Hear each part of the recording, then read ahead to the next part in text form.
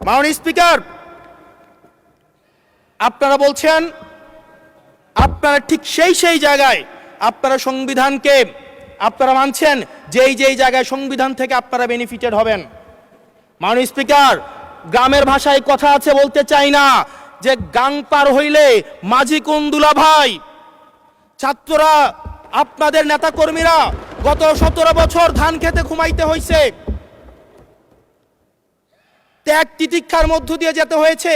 মহাসচিব কান্না করে বলেছে তাদের নেতা কর্মীরা ঢাকায় এসে রিক্সা চালিয়ে জীবন নির্বাহ করত।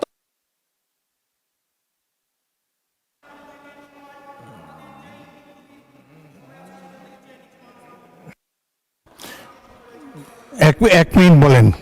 মাননীয় স্পিকার, আজকে দেখেন, আজকে লক্ষ লক্ষ নেতা কর্মী তাদের রক্ত দিয়েছে।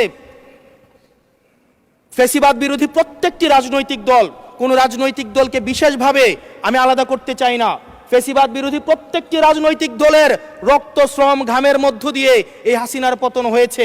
এই হাসিনার পতনের পরে যখন জনরায়, মাননীয় স্পিকার, যখন জনরায় কখনো কেতাবের কাছে মাথা নত করে না। এটা ভ্যাটিকান সিটি নয় যে গসপেল অনুযায়ী হচ্ছে দেশ পরিচালিত হবে। 68% জনগণ তারা সিদ্ধান্ত জানিয়ে দিয়েছে এই সংবিধানের যেই বেসিক স্ট্রাকচারাল জায়গায় কোন জায়গাগুলোতে রিফরমেশন আনতে হবে।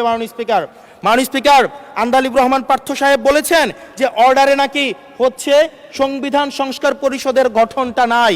উনি যদি একটু পরিশ্রম করতেন, জাস্ট একটা পাতা উল্টাইতেন, একটা পাতা পরেই বলা হয়েছে সংবিধান সংস্কার পরিষদ গঠন যদি হেজযুক্ত। ধন্যবাদ মাননীয় সদস্য, ধন্যবাদ।